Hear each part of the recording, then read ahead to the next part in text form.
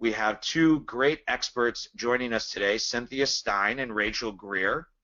And I've become so close with both of them that I didn't even ask them for their bios. So I guess I have to go off the top of my head and hope that I don't mess it up. I'll start with Cynthia. Cynthia has been a seller for a number of years. I think her first book was about how she started selling on Amazon with $100. Her most recent book is a book on account suspension and ways to prevent suspension. Cynthia speaks at conferences all over the country because I have the pleasure of seeing her on the topic of account suspension. And she works with hundreds of Amazon sellers and helping them get their accounts unsuspended and protecting them from suspension. So thank you, Cynthia, for joining us. Thank you for inviting me. That was an excellent job, Jeff. Oh, thank you. Rachel Greer is a former Amazonian, which I guess is a new term that's been dubbed in the last year. And Rachel used to work with the product quality team at Amazon, and after leaving Amazon has moved on to develop her own consulting company around product quality. And I don't know that I know of anyone who understands Amazon product quality and testing any greater than Rachel does. And I think she's a wealth of knowledge, and we're very excited to have her join us today as well. Thanks, Jeff. 2 for 2. Thank you. I'd be remiss to not talk about Seller Labs before we get started, and thank you all for coming on today. Seller Labs is a software company out of Athens, Georgia, working with thousands of Amazon sellers. Our primary product, Feedback Genius, is an automated feedback tool, and our other product, Snagshout, is a social discovery tool for product reviews and product discovery. We have a new product, Scope, which will be out in beta by the end of this month, which is a product research tool. So we invite you to check out all Seller Labs tools, and we'll definitely discuss those on other webinars. So now we're going to get started. We're going to get into this. We're going to get into the weeds on this quickly. And my goal for the presentation is really to kind of start with around 3 or 4 set topics for Rachel and Cynthia to speak about, and then we're going to move into Q&A. Considering we had over, I think, 175 questions come in, I think we're going to have some great Q&A, and we do ask you to put questions into the question box. If your Q&A is related specifically to a particular case, we will not be able to talk about that. So we cannot necessarily talk about specific products, but it's easier for us to talk about categories or higher level type stuff on a webinar. And our speakers, Rachel and Cynthia, are both available to you to answer specific questions you may have by contacting them directly. So let's go ahead and get started. And Rachel, I think, is going to start talking about Amazon's new enforcement team. Awesome. Yeah, so the new enforcement team at Amazon is actually a team that many of you may already be familiar with from many years of getting their notifications, and that's the Restricted Products team. So they have been enforcing on ASINs for many years, since 2011 when I launched that program. And the goal of the Restricted Products team is basically to make sure that Amazon is legally protected in what it is selling on the website, both as Amazon and what's allowing to be sold on the website from sellers. So one of the more egregious examples that we used to see were medical devices that were being sold, and they were things that could really only be used under the care of the supervision of a physician, and they were being sold to anybody on Amazon. That's obviously not okay. And so Amazon's very concerned about protecting customers and making sure that what's sold on the site is legal.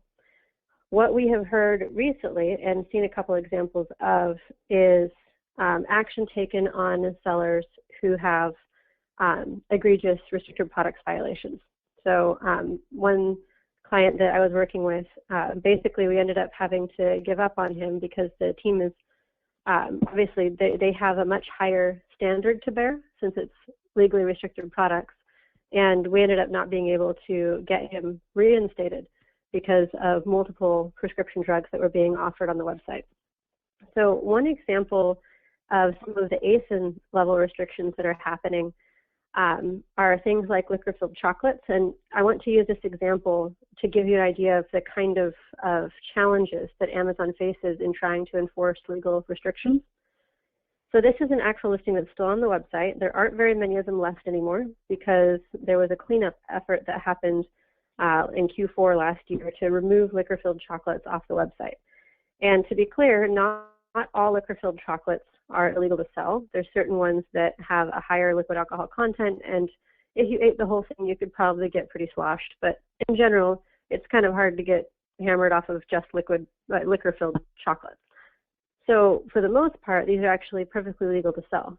The problem is when you're trying to manage a catalog as large as Amazon's and make sure that everything is completely safe and completely compliant, sometimes you have to move a little bit in the more strict direction. So even though some items could be legally sold on Amazon, because it would be too hard and too time-consuming to figure out which ones those were, what I'm guessing, and so I wasn't a part of this decision, I'm guessing based on my experience and what I've seen from sellers on the outside here, what I'm guessing is they just made a blanket decision to remove all liquor-filled chocolates because that's easier to find in the catalog than to find the ones that are actually restricted.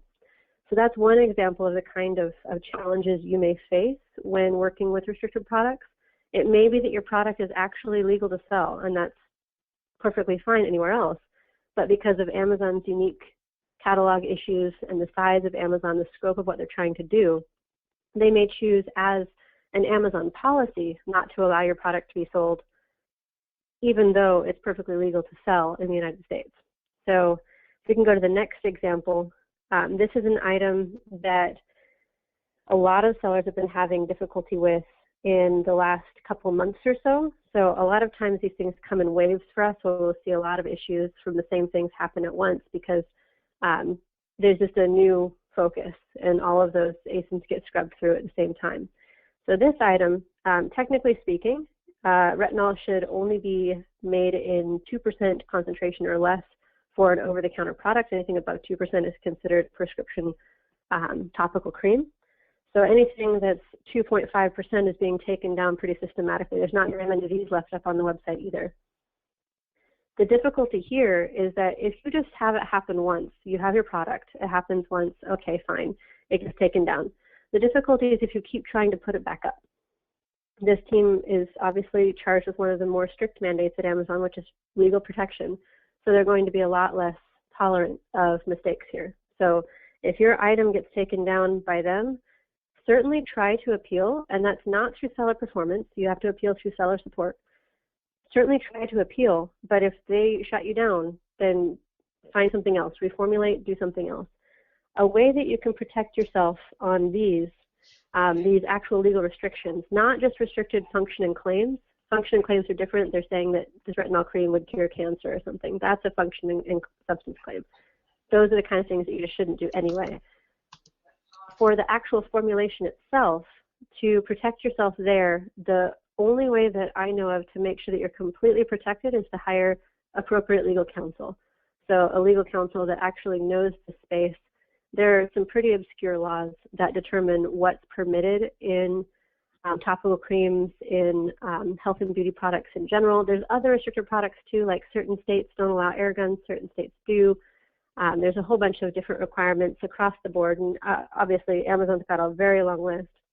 The only way to really know is to work with legal counsel. Obviously that's too expensive if you are doing wholesale or some sort of other kind of broad ASIN-based approach, but if you're investing in a private label product and you're trying to launch something new and unique and you don't see very many other people selling this, if it's in health and beauty or if it's in one of the other categories that Amazon has called out in the restricted products page, it would probably be a good idea to get some sort of legal research done to make sure that it's not something that Amazon prohibits.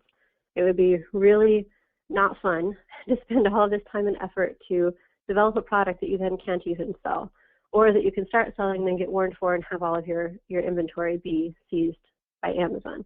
The other area there, of course, is hazardous materials. Make sure that your product isn't hazmat before launching it. So to kind of summarize in this area, restricted products is a team that's been around for a while. They've been enforcing on ASINs for a while. We've seen them start enforcing on seller accounts as well, and they don't seem very responsive. So if you ever thought that seller performance or product quality was hard to deal with, this team is much, much harder to deal with. You can't email them directly. You have to go through seller support. There's no way to contact them directly. It all comes through seller support, and I think everyone knows that while seller support tries, there's just a lot of things that they don't know and can't help with. So it's kind of an exhausting process. If you're doing private label, do your research. If you're doing wholesale and broad-based sourcing, if you get a warning, just remove those kinds of items from your inventory and move on. Don't even try to fight it in terms of if you've got a wholesale approach. It's only worth fighting if you've got a private label product that you've invested a lot in. Yeah, and I think, Rachel, one of the things that's really important to kind of point out is do your research at the beginning. I think ignorance is not an excuse to break the rules, right? And we hear from a lot of sellers, oh, I didn't know I couldn't do that. Well, understand what you can't, just because somebody else is doing it doesn't mean that you can do it. So understand whether you can be doing it or not prior to spending the time and money. So thanks for covering that. Rach, Cynthia, was there anything you wanted to add into that really quickly? Yeah, I guess the only thing I would add to this is that because both of these examples, we're also very familiar with, and sometimes Amazon does change the rules. And when they do, they may not catch everybody all at once.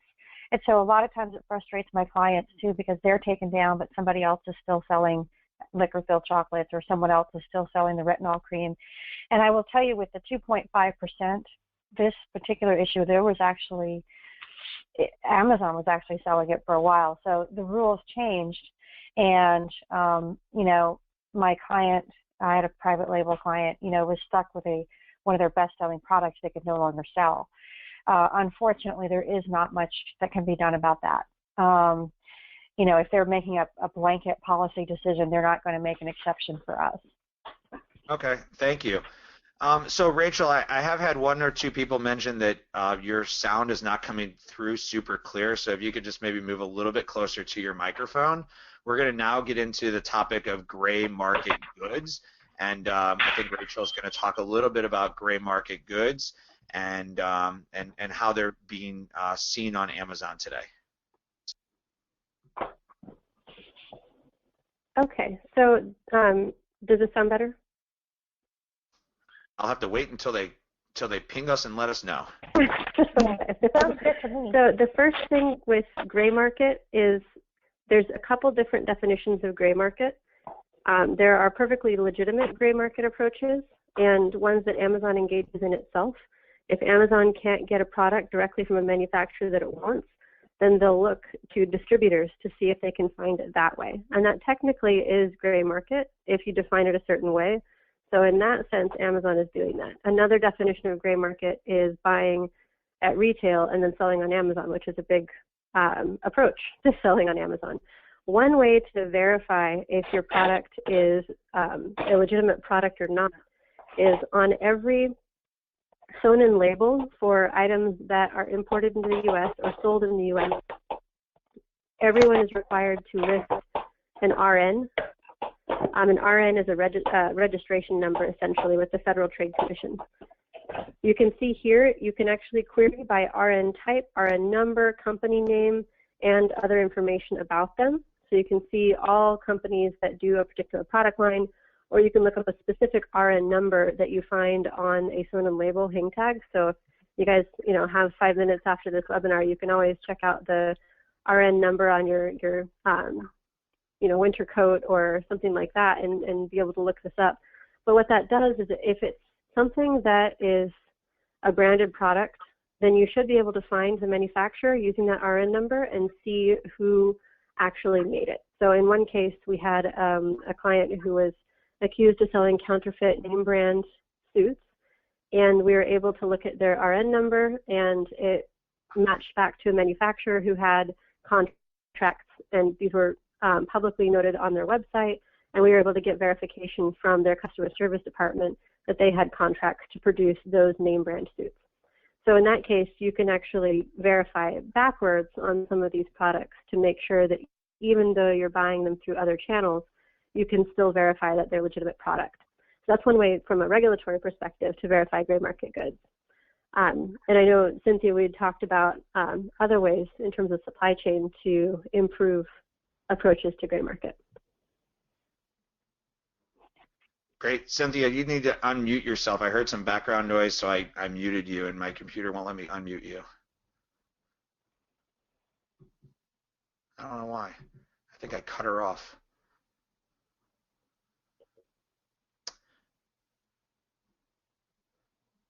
Did I cut you off? I think I might have disconnected Cynthia. It won't let me unmute her. So we're going to move on to the topic and then let her come back and speak to that. And Cynthia, if you need to dial back in, please do. Sorry about that. And I don't know why it's not letting me. Well, let me ask a question that kind of came through in the Q&A while I figure out how to get Cynthia back on. Give me 1 second.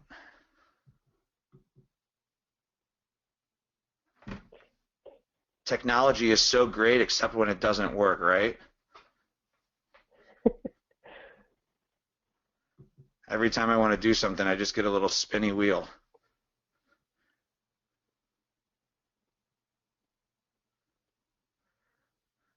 Corey, can you try to, oh, there we go. Cynthia, are you on?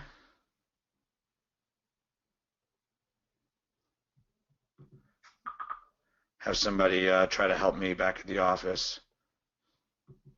While we're waiting for Cynthia to come back on, one other point here is if you're doing private label goods and you're doing your own importing of private label goods, you should have your own RN.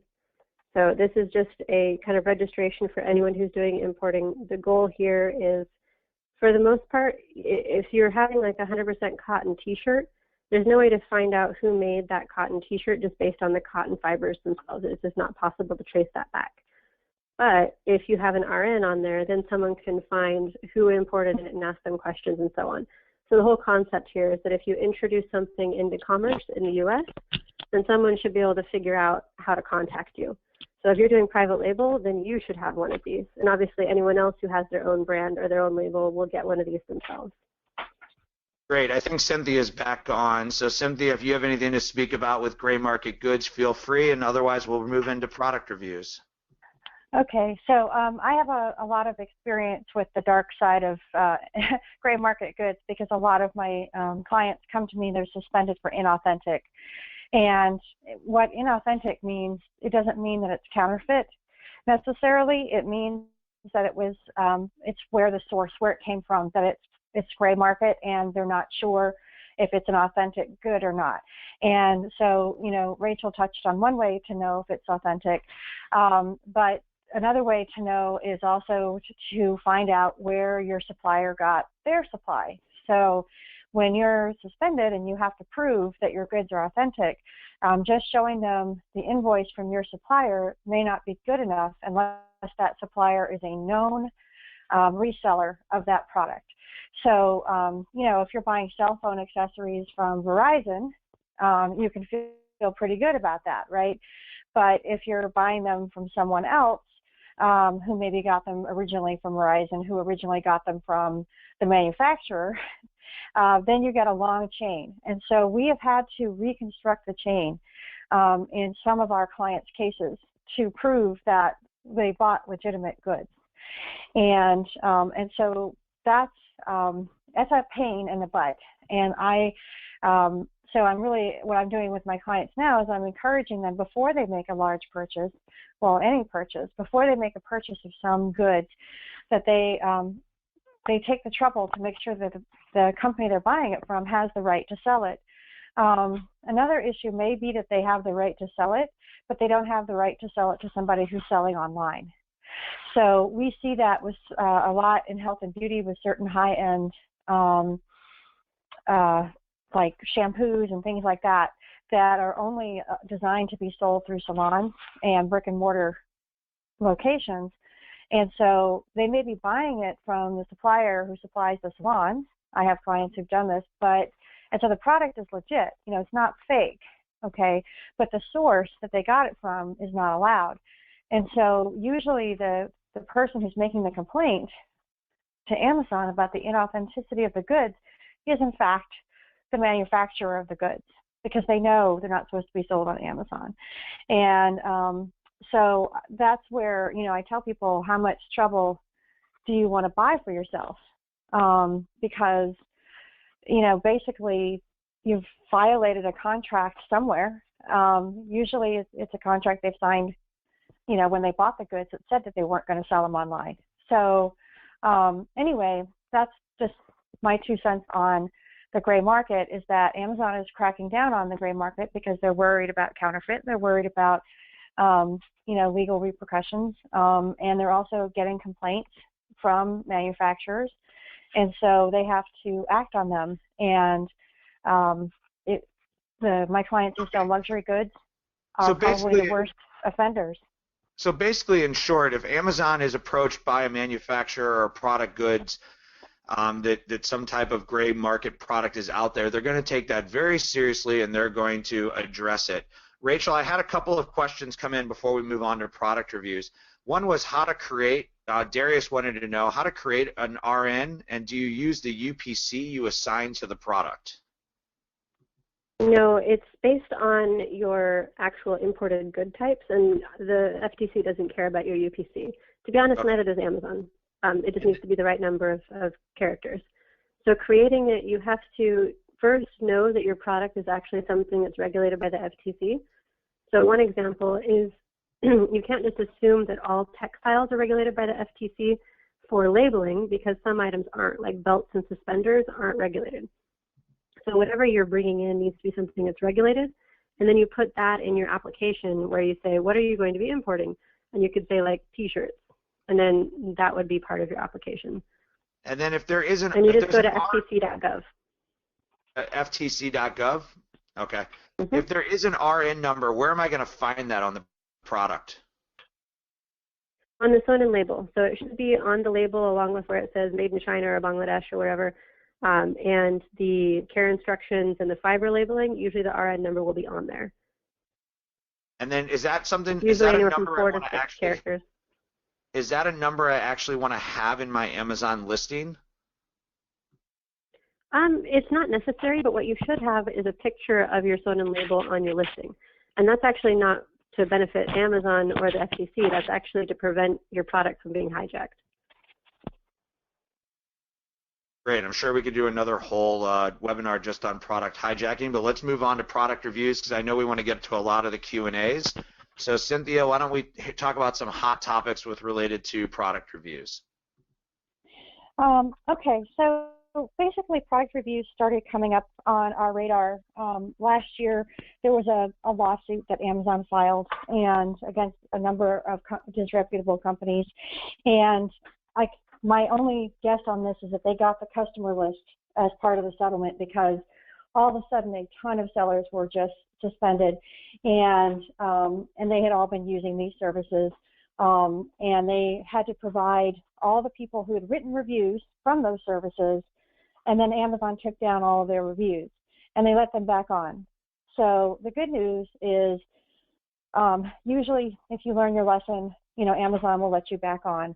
But some of the issues that the Amazon really hey, Cynthia, and just for the people that may not be aware, the violation that was being occurred by the review sites that got sued by Amazon was that they were actually charging for reviews, and in many cases they were never even shipping a product to the customer in exchange for that review being written, all of which are a direct violation of Amazon's terms of service, right? Oh, absolutely. It was egregious what those guys did. I mean, basically, you know, they were taking the money from the seller, paying off the reviewers who would just sit down and write anything that came into their heads, and they had not even seen the product or held it in their hands or used it in any way. So that was particularly egregious.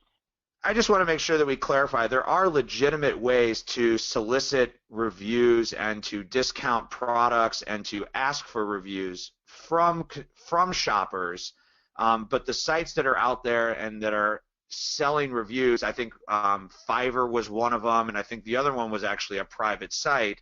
Those are the ones that are a clear violation that sellers should be staying completely away from. Yes, that's right. And so basically, you got to look at how the reviews are being generated. Amazon said some specific things when they updated their rules last August, I think it was. And and one of the things that they said that you could do is give away products for free. And what they wanted you to do was to do it directly to the buyer. In other words, what they also didn't like was people who were manipulating their platform, who were giving deep discount coupons, having people go buy the product on Amazon, and then write a verified review, right? And when they bought it for 10 cents or something. And so there were a lot of things. I guess there were a lot of things that what Amazon calls manipulation of the platform. And so one of the things that I would tell my sellers now, because we get them back on, but then they're like, well, what can I do, right? What's legit and okay for me to do? And and I tell them, anything that you look at it through the lens of, are you manipulating Amazon's platform to do this? Are you using some trick? Because that is probably a real warning sign that could be a problem. So like super URLs are a really good example of this, because what they do is they mimic organic search, but they aren't. So you're using a URL that tricks Amazon into thinking that a buyer has come to the site and organically done a search and found your product, but they didn't. They clicked a link that took them there, but that had the search terms embedded in it as if it were organic search. So that is a clear. Oh.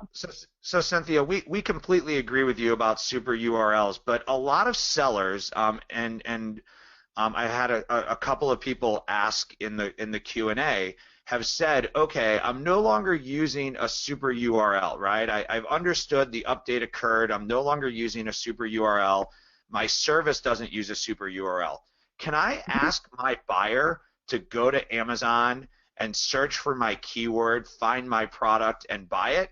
Is it legal for me to ask my buyer to take certain steps when they buy the product? Is that a violation of Amazon's terms of service? And to be honest with you, from my opinion, I don't know the answer to that, because you're not, I guess, mechanically trying to change the algorithm, but you are, I guess, kind of trying to manipulate the algorithm by asking for a certain sequence of steps to be taken. That's correct. So there's so much that Amazon has not clarified for us, right? And so that is one of those questions, perfectly good question, and we don't know the answer to it. Intuitively, I would say no, but I tend to be very conservative. So, I would say I would be very careful about that. One of the things they specified that you must do is you must make sure that when the person leaves the review that they state that they got the product for free. And so that was also one of the ways that the other services were being very egregious, because their reviews that were being put up there didn't mention that they had gotten them for free. Some of the other violations that I've seen, just so people can look out for these, is, I had a client who he'd have a legitimate buyer, somebody would come buy his product, and then he would go back to them, like a few weeks later, and send them free product, and then ask them to write a review. And that is a no-no, okay?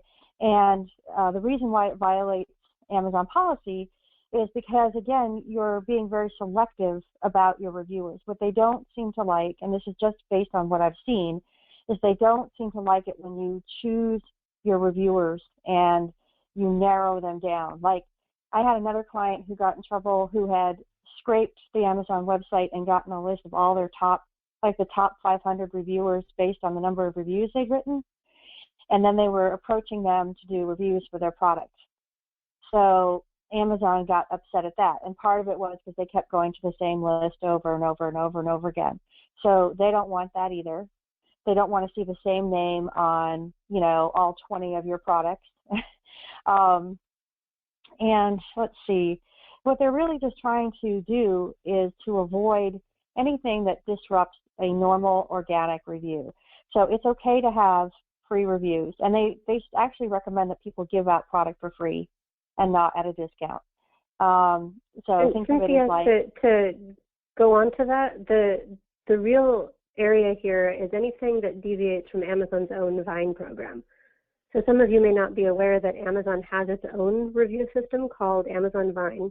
And whenever anything new is launched, vendors can sign up to be in the Vine program. When they launch something new, they can have it be part of Vine. Amazon's own private label always used Vine orders. So basically, 40 or 50 items would be given away to top reviewers who are a part of the Vine program. You have to be invited as a reviewer to be part of Amazon Vine. You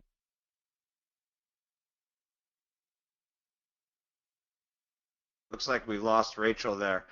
yeah, So the Amazon. I can finish what she was saying though, because I know what Okay, she yeah, was go saying. ahead. I was going to mention that. So the Vine program is basically Amazon's program, and it is completely compliant because it's their program, right? And so it costs money. Last I heard it was like $2,500. So it's not cheap.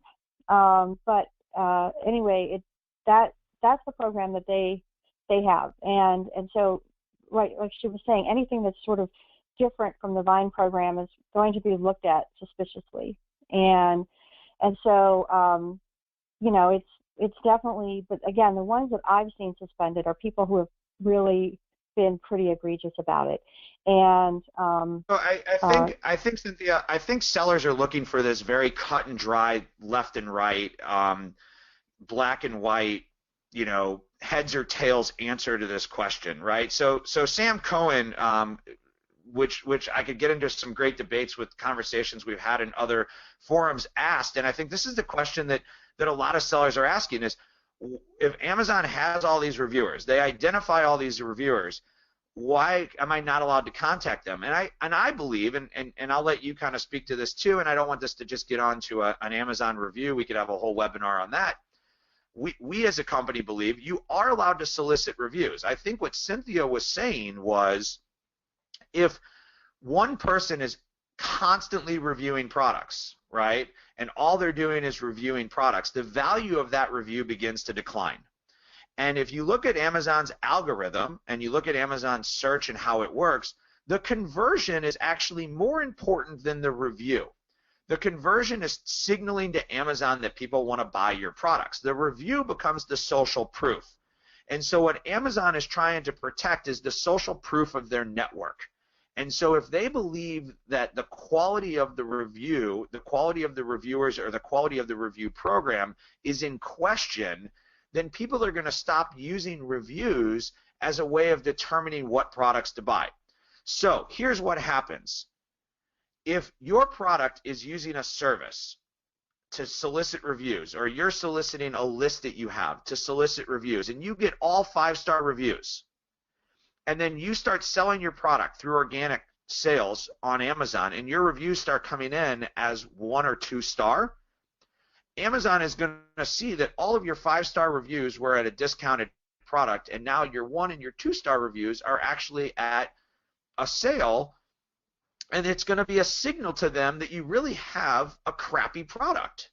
And so if you're starting out with sales, you're starting out with reviews because you need reviews as part of your product to generate social proof, and then you're moving forward and your organic sales are also coming through with 4- and 5-star reviews, then you're going to be signaling to Amazon that you have a good quality product. And so what Amazon doesn't want is you manipulating the system, and they're very vague in those terms.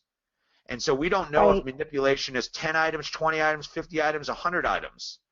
But Amazon is vague on purpose, because if they look at what you're doing either through a machine or through a human, and they determine that they don't like it, they're most likely going to remove your reviews first, and then possibly, if they see that you're doing it completely egregiously, potentially suspend your account. We have been running a review site for over a year. I've never seen a seller get their account suspended over using our site, but we have seen reviews get removed. Right. So they're keeping a sharp eye on it. And yeah, and by the way, none of our clients have been using your product either. So our clients who got suspended were using other services, or they were running their own in-house product review program, but they weren't doing it right. So like I said, with the guy who would give free product to an existing customer to try to encourage them to go and leave a review on Amazon, and the reason that was wrong, even though they were a verified purchaser of that product, is because they were actually trying to, again, they were choosing a biased, customer, because now they got two products for the price of one, basically, and then there's just sort of this odd feeling of obligation that now that they're given a free product that they didn't know was coming, that they didn't ask for, and so they almost are like compelled, like they have to leave a review. And so Amazon never wants a buyer to feel like they have to leave a review. They want them to feel like, oh, I liked this product, so I want to leave a review, or I didn't like this product. So that's what what you want to do when you look at any program, whether it's your internal program that you're running or a service, is to make sure that it's mimicking the actual buyer experience as much as possible, and that you're not trying to be sneaky with the platform, or I look at it as a good review program should be used to jumpstart your sales.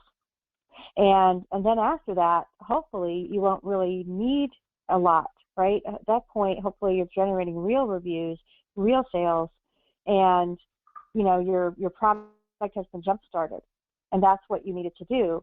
But I don't know, how long you necessarily need to have lots of free giveaways. And then the other thing that they're very vague on is excessive. They use the word excessive, like we don't want to see excessive reviews. And you're like, well, what's that? Is that 10, 100, 1,000? And, they won't tell you either because they don't really know. They're kind of looking at your reviews in proportion to what other people, other sellers in your category are getting. So if you're competing, if you have a product that's competing against, other supplement manufacturers or something, you're selling vitamin C, they're going to look at what your reviews are versus everybody who sells vitamin C. And again, if they see something that's just way out of whack, then it's excessive. Great. And let's move on to account vulnerability, because I think we could stay on product reviews. We did a whole hour-long webinar just on the topic. We could probably do another one. It seems to always be a good topic, and I think there's some good quality information. If we could try to keep this short so we can get to some of the Q&A, I think it would be great for the hundreds of people who are on this webinar and are throwing mad questions at me that we're trying to get to. Oh, am I taking account vulnerability? Okay. Yeah, that's all you.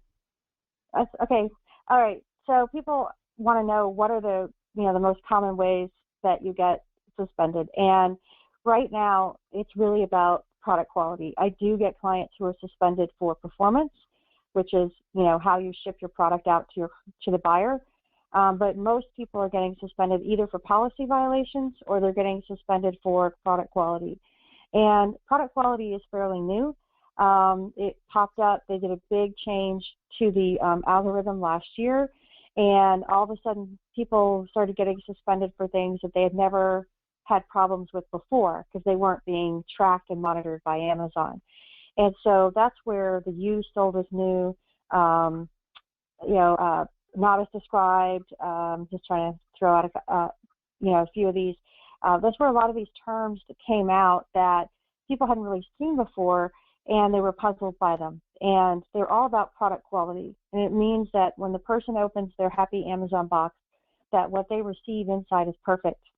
And it's brand new, perfect, etc. And I am talking about new products because I have not seen any product quality issues really with used. It's almost all been new. So it's really about new products. And they want the buyer experience to be a good one.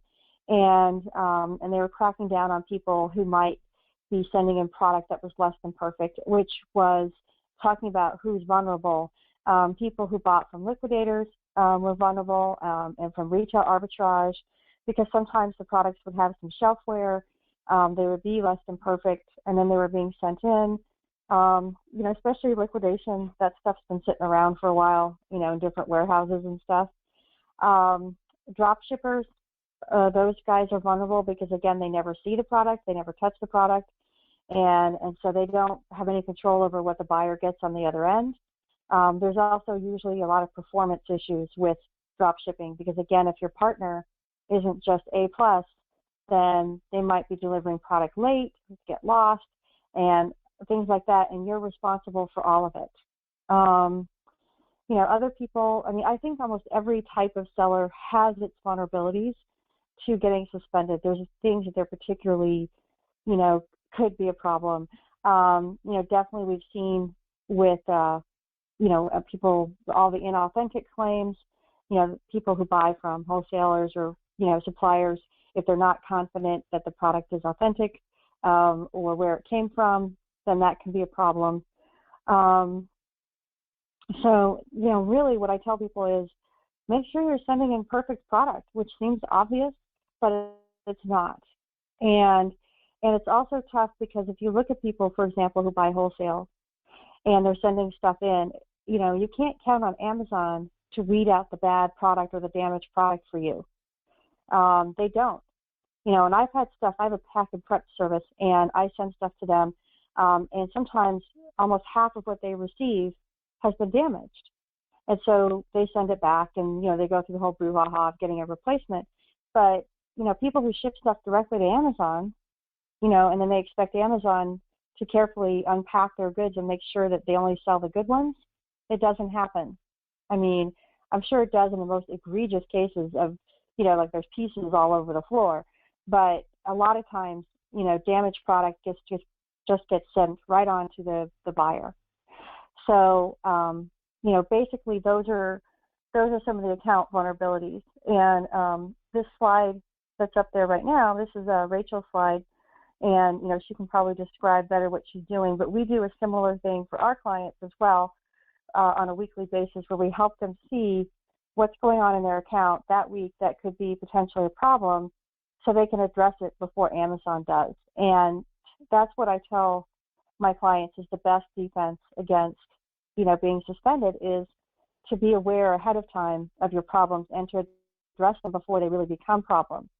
So you're looking at baby problems, I guess, but, you know, you're looking at things that maybe only have 2 or 3 what I call negative returns.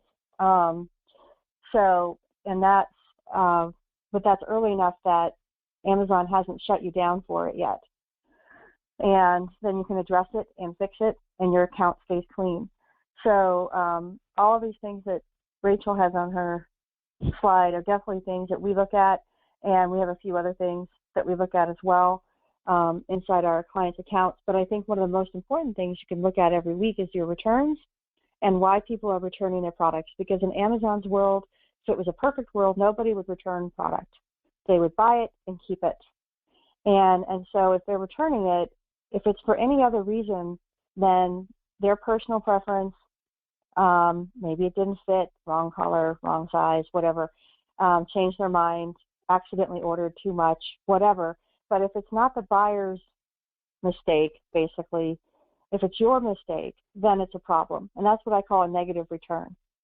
So if they're complaining that it's defective, damaged, not as described, they thought they were going to get something else, all of those are your problem, and Amazon wants you to fix them. And so when you see them on your returns, you're supposed to be watching those and fixing those. And most sellers don't realize that. Great. Thank you, Cynthia. Thank you, Rachel. That was a ton of information. Just so you guys all know, our original conversation was let's talk about each of those points for about 10 minutes. But as you can tell, as you get into each of these topics, they draw themselves out because of all the complexities that Amazon has and that we as sellers have to deal with. So thank you guys for both coming on and addressing that.